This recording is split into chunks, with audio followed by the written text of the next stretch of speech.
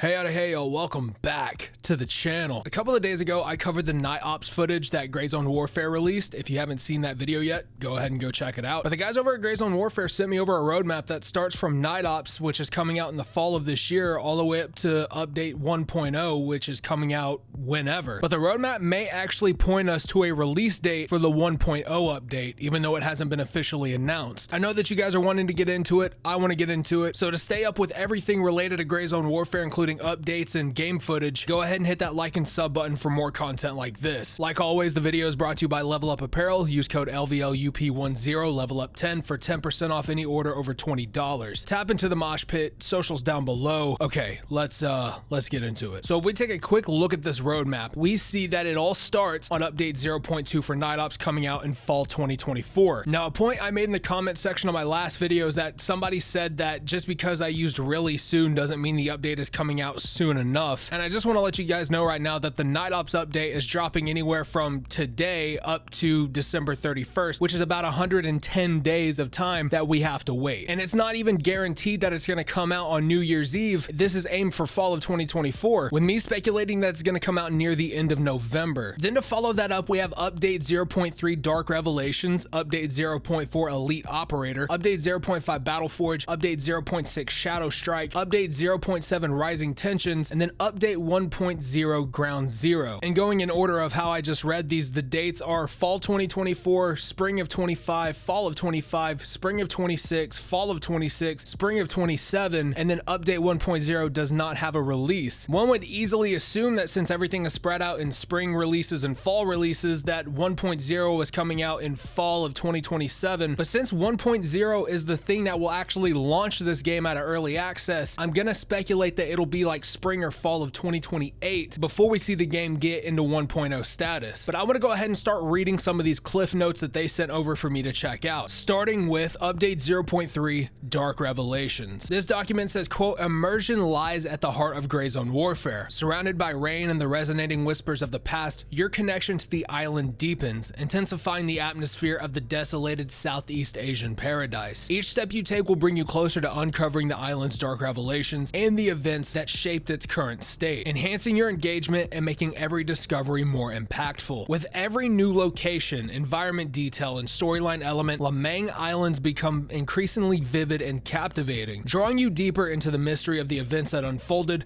before the PMCs arrived." So it looks like Dark Revelations is actually going to add more lore into the game, so we kind of follow more of what the story is about. Moving on to update 0.4 Elite Operator. Elite PMCs thrive on skill, precision, and the pursuit of mastery. Sharpen your abilities through tactical maneuvers, earn certifications that reflect your expertise, and prove your worth on the battlefield. Every decision you make, whether it's precision sniping from a distance or charging in with close quarters combat, hones your craft and strengthens your status. Additionally, camps will attract attention, leading to increased conflict between PMCs and heightening the stakes of every battle. Be mindful that seizing a camp comes with the risk of needing to defend it against rival factions. So a lot of cool shit is going to come with the Elite Operator update. Right off the bat, they're already talking about having a skill tree kind of sort of like Tarkov, which, I mean, depending on how you look at it, is either a good or bad thing. I'm really indifferent about it personally. I don't think it's either good or bad. I've just kind of like, it can stay if it needs to. I really don't understand the MMORPG elements being thrown into these milsim shooters, but I guess it kind of makes sense. The more familiar you are with your weapons and your gear, the better you're going to be with them. But then this last little bit saying that camps will attract attention and that seizing a camp comes with the risk of needing to defend it against rival factions, because that means we're actually going to be able to take over bases. We're going to be able to take over encampments. That is actually super fucking sick, and I'm really excited to see more information on that once it becomes more available. Again, this is coming fall of 2025, so a year away. That's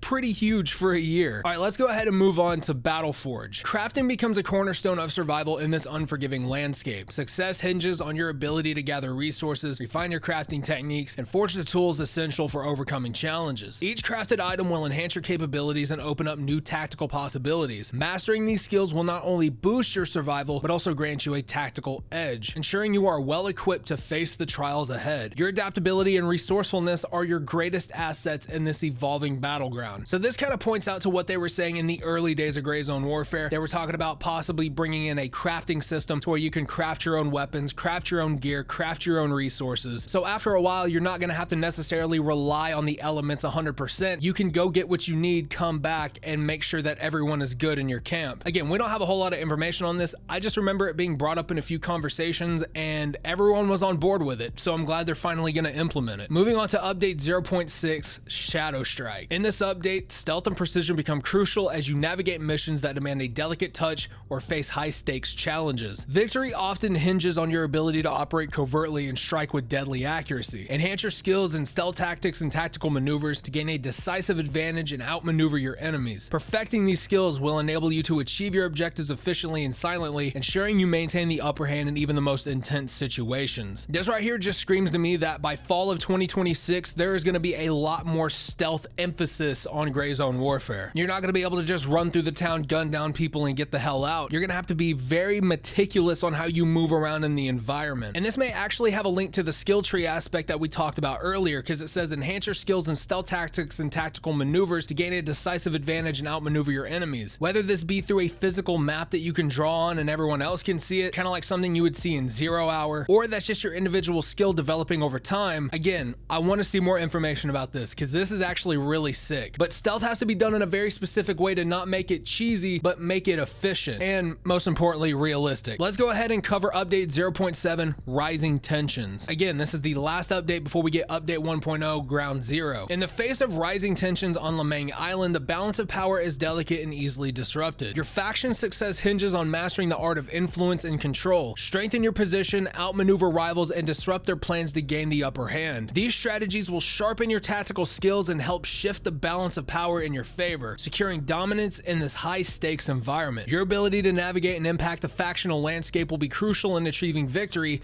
and shaping the ongoing struggle for supremacy. So again, I'm going to go ahead and refer back to the early days of Gray Zone Warfare where people were talking about possibly implementing like a reputation system into Gray Zone Warfare, and they said that they would think about it, but they weren't too sure about how they would implement that, and it may not even come into the game because of the struggles trying to navigate it mentally. But this right here just confirms it, that they're more than likely going to have a reputation system that involves your faction. And if you would just allow me to let my mind kind of wander here for a second, I think this may also tie into owning certain parts of Lemang solely based off of your reputation, and you have to fight to keep your reputation up. That is actually sick. Holy fucking shit. Now we have finally arrived at update 1.0, the Ground Zero update. Your ultimate mission is to navigate the complexities of Lemang Island and uncover the perilous Ground Zero. This epic finale is the culmination of all lore and PMC activities where every strategy, battle, and secret converges. Ground Zero isn't just a destination. It's the climax of a journey shaped by every faction's efforts and the mysteries you've uncovered along the way. Conquering Ground Zero will test all your skills and strategies, offering a profound and rewarding conclusion to your adventures on Lemang Island. Now, if I'm looking at all this shit correctly and I'm not suffering from some weird like sleep deprivation, they're giving you a way to actually quote unquote win Gray Zone Warfare. And this all centers around capturing and maintaining positive control of Ground Zero. That is actually super fucking sick. But I wonder how that's gonna work with everything else that is coming into the game. I know we have wipes coming, which is gonna be super helpful in keeping that fresh and new rotation of people maintaining control of Ground Zero. But again, you have a lot of stuff that may hurt or help this become a reality. So super cool. I want to see more information on that. I don't want to get too excited on that one point. By this point in the video, you're probably asking, well, after 1.0, what's next? Like, what's going to come after this? Do they have anything planned? And they actually address this at the end of this Google Doc that they sent over to me. They say Gray Zone Warfare is just beginning to unfold, offering a tantalizing glimpse into mysterious and dangerous worlds. With only 20% of the design complete, the journey ahead is filled with potential and promise. Each new update brings us closer to refining the game with enhanced optimization, balance, and depth. As we continue to develop and expand, your feedback will be crucial in shaping the future of Gray Zone Warfare. Stay with us as we build and evolve, ensuring that every step forward enhances your experience and brings new challenges to master. Quoted, "Every move matters, the Madfinger Games team. So these guys are 100% fully aware that, hey, the game still has a lot more ground to travel. They would not be the first ones to deny that, and they are simply just telling it as it is right here. The game is only 20% complete, and it's going to be filled with potential and promise. Now, I don't want them to rely so heavy on promise, because promises often tend to get broken, and when promises get broken, people get hurt. Not in a physical sense, but a more emotional sense. And gamers are super fucking emotional when it comes to their games, especially like this. You break their trust, you break their promise once, chances are they're never going to forgive you. But I think with all of these updates and the roadmap finally being visible to the public, I think we should take this and hold them to it. Now, me personally, do I think that these dates related to these updates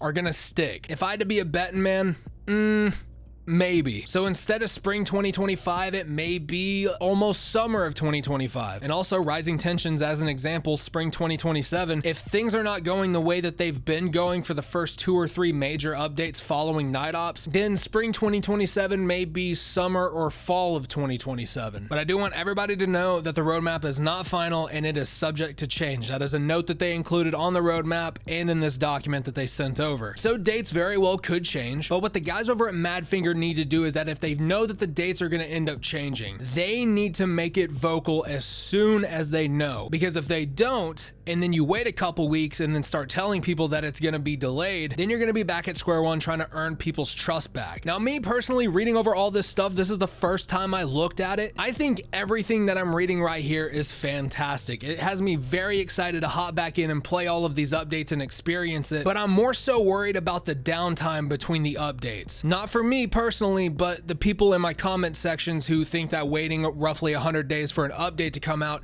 is too long. There's going to be a lot of impatient gamers when it comes to these updates, and I hope that these guys are prepared for it, because people are going to hop in, play the updates, grind 20-30 hours out of it, say there's no more content in the game, bounce out and wait for the next update. We need longevity, we need long-term players, and we need people to actually test these features over time, because the first 2 weeks of the update may be great. They drop an update, it may break some shit, but they're already moved on from that, so who's going to be around to actually test it and say anything? Now, I'm sure they're going to keep doing those test servers that they used to back before Night Ops was even announced, which actually did help out quite a bit because they were able to navigate some issues that they have with the AI and slowly start making them better. But I think for the most part, everything we are reading right here is going to be great. But again, it all depends on how they handle the smaller details of this, and most importantly, how they're going to implement these into Gray Zone Warfare, especially when we start talking about update 1.0. Now, I don't really have too much more to say about this, so what do you guys think about this roadmap? Do you like it? Do you hate it? Does it not show a lot of promise? Are you super excited about it? Let me know down below. And while you're at it, go ahead and hit that like button, that sub button, and smash that notification bell for more content like this. And as always, my name is Redbeard Mortis. Speak loud, speak the truth, and I will see you